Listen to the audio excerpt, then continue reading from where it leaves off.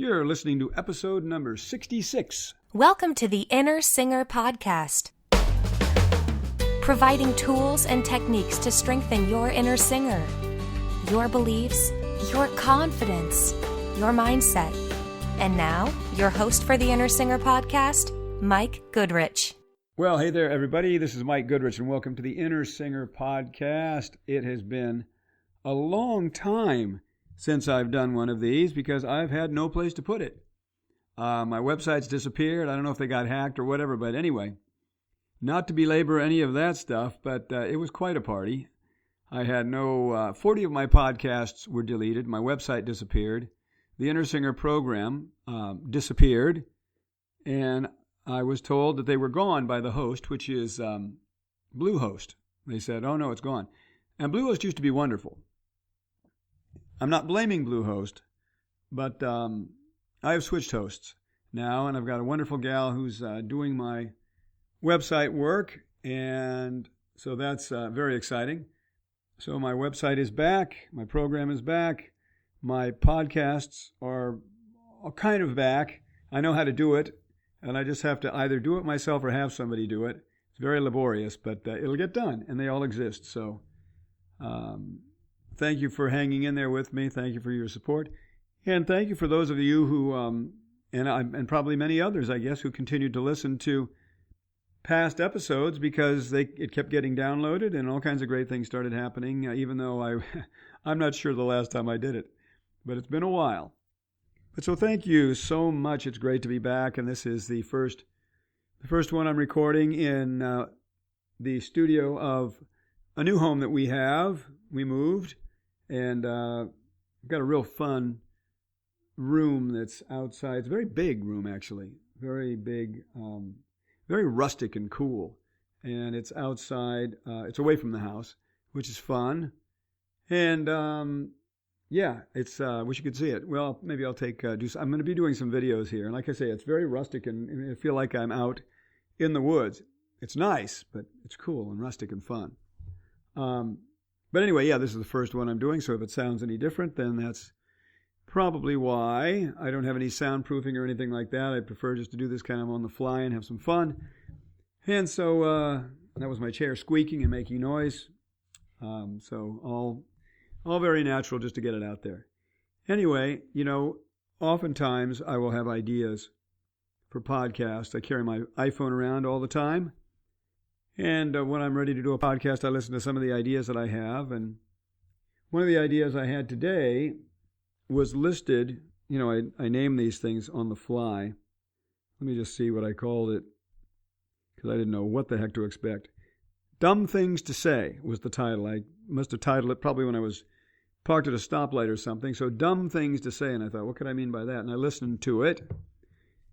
And what it was were dumb things we say, actually, for lack of a better way to say it.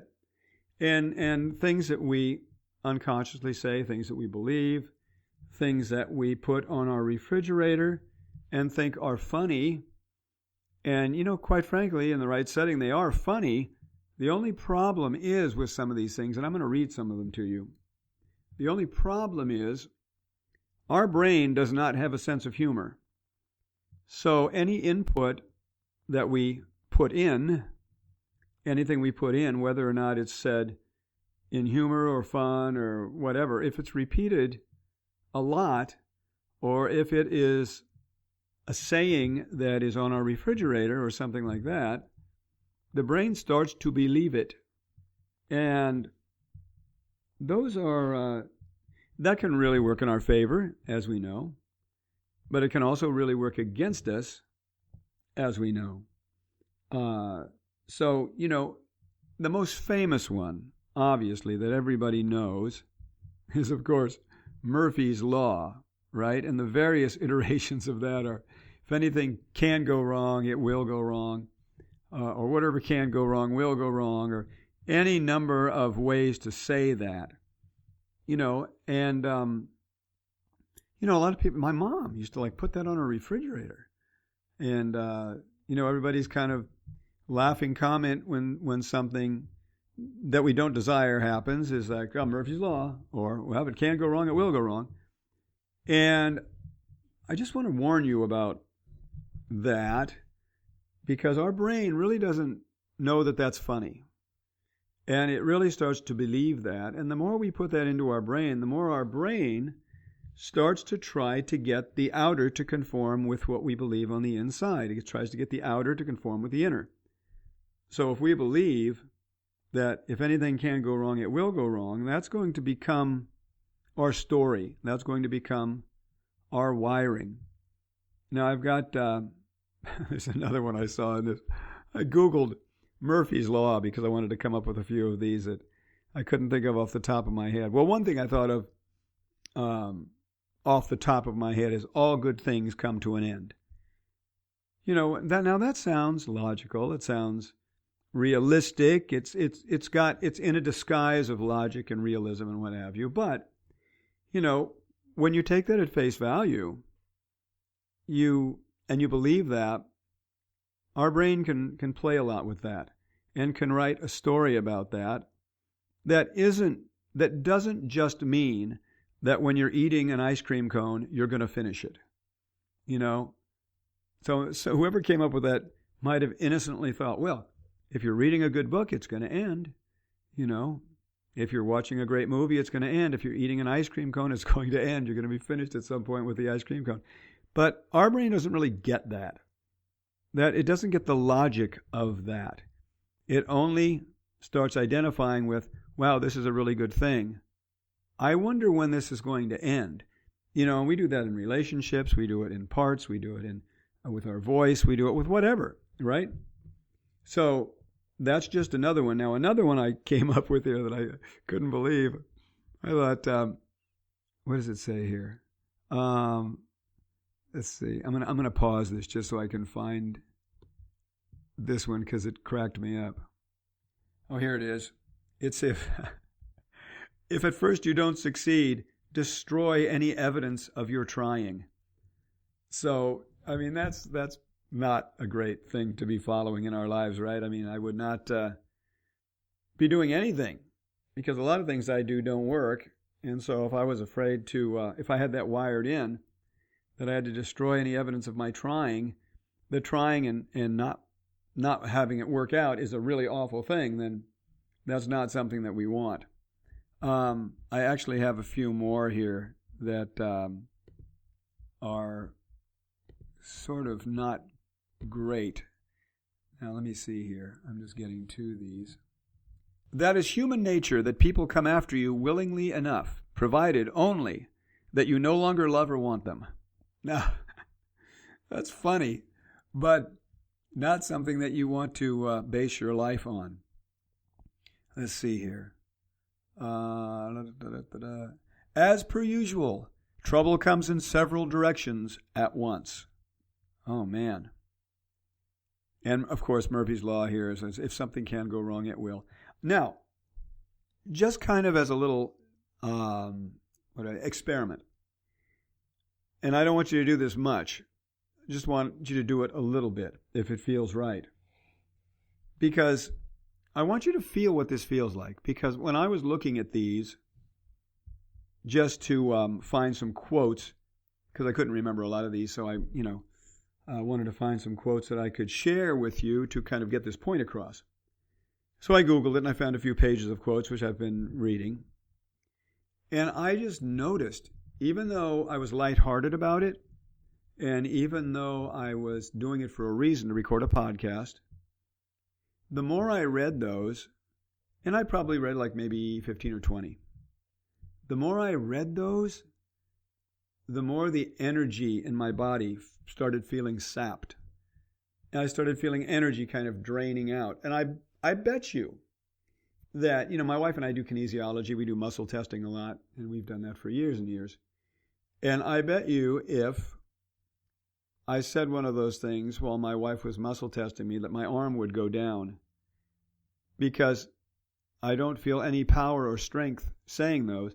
And as a matter of fact, I start feeling weaker and tired and negative, almost like I want to, clear myself with sage or something. So I want you just, if you doubt that what I'm saying is true, Google Murphy's Law and read, 5 or 10 Murphy's Law quotes, even if they're funny, and just start really, really tuning into how you feel. I have a feeling that if you listen to my podcast and you're drawn to this kind of work, that you're probably a pretty sensitive individual that feels this stuff. And you're a singer. So you're a singer, that's sensitive already. But you're also into this other kind of inner work, which makes you double sensitive, right? So if you doubt me, and even if you don't, just for fun, do that and see how your energy feels before and after. And, afterwards, I didn't think of this until just now, but afterwards, the ones that you read that make you feel however you end up feeling, if you go back and look at those and reword them and make them the opposite, so whatever can go wrong will go wrong. Everything goes right for me, or the universe is on my side, or whatever feels good. And just, tweak it a little bit in the other direction and see how that makes you feel.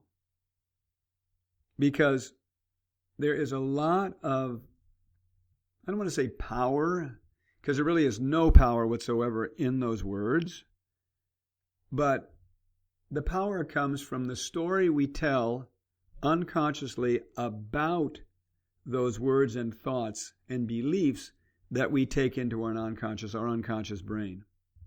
And they begin to tell an unconscious story about them that can play out in our life. And why in the world would we want to do that, right? We do that enough. We do that enough unconsciously without plastering our refrigerator with quotes by, Murphy's Law quotes. So that's just something that I wanted to say. The other thing is I have another thing that I wrote down just for today, which is going to be a short podcast today, just to kind of get things going again. The other thing I said, now I'll say this, and some of you may not agree, because people have real logical reasons to disagree with this statement. But I'm going to tell you, if you want to remain joyful and bring your best self to your singing and your artistry, here we go. Are you sitting for this one? Because you might not like this. Stop watching the news. There you go. I said it.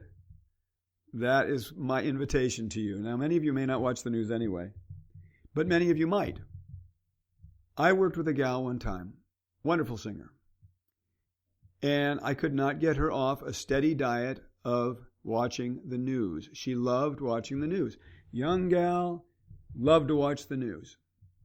Great voice, really good songwriter, wanted to have a career, and was always really depressed and wasn't believing what I was telling her about her voice. And I asked her, how much news do you watch? Well, in the morning I watch it, and I listen to it on the radio in the car. And my mother-in-law does the same thing. Oh, my gosh. So if you want to get real negative in your life, and you want to start thinking that everything is really, really horrible, and you want to carry that into your voice, then watch the news a lot. But if you want to shift much more into a Peter Diamandis mindset, where the world is actually, there are a lot of amazing things going on in the world, and even though there are some hideous things going on the planet that we don't want to pretend aren't there, that would be ridiculous.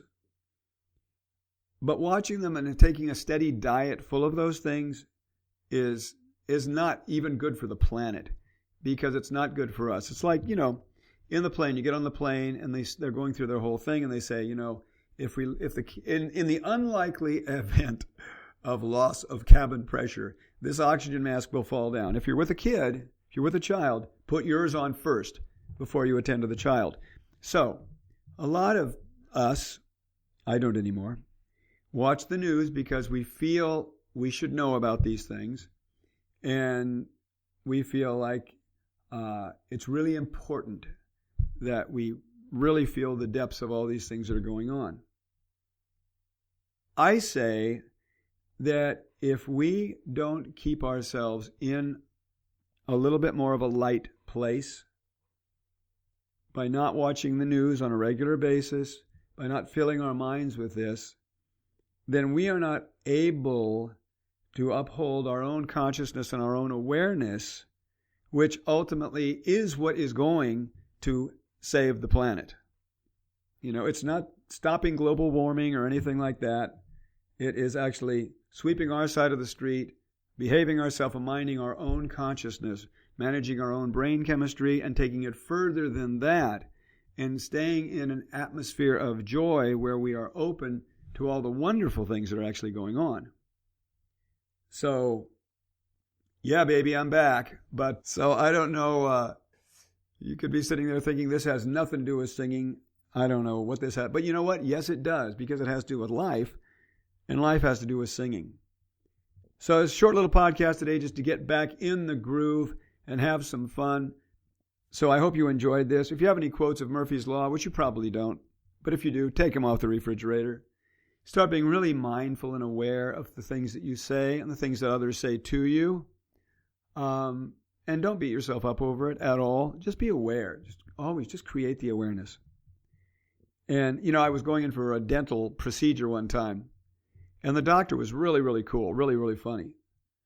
But in the consultation, he was explaining what he was going to do. And then he actually said Murphy's Law. He said that. And honestly, it kind of shook me up.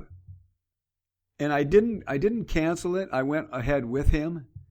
But it is very interesting. The procedure was a lot more difficult than he had anticipated it would be. Now, it was fine. I got through it fine. It was okay. But he had some surprises during this thing. He had to dig a little and play a little and all this kind of stuff. And it took longer. And it's just very interesting. So, I don't think I'd want a dentist anymore, or a mechanic, or anybody who's doing a lot of work for me that is carrying around a belief that anything can go wrong will go wrong. Because you know what? I don't want to carry that belief. And I don't want you working on my stuff if you have that belief. So anyway, this is kind of a little aside. So I hope you enjoyed this. I'm really, really happy to be back. It's really fun doing this again. And there'll be a lot more of these to come. They may be short and sweet like this one. Actually, this isn't that short, but shorter and sweeter than usual. And I hope you guys are all well. I really appreciate you, and I'm thrilled that you listen. And if you find value in this, it'd be great if you haven't already, head on over to iTunes and just leave an honest review. And share the podcast if you feel that it's worthy, because it's I'd really like to get it out there now in 2018. I'm sort of recommitted to do this now that I got all the websites back and I got up and running. I love doing this, so I might as well get it out there. And there you go. So, thrilled to be back. Hope you're all well, and I will see you next time. Bye-bye. Thank you for listening to the Inner Singer Podcast. And please share this with all of your singing friends. And head on over to iTunes and subscribe. And if you found it of value, give us a nice rating. Thanks so much.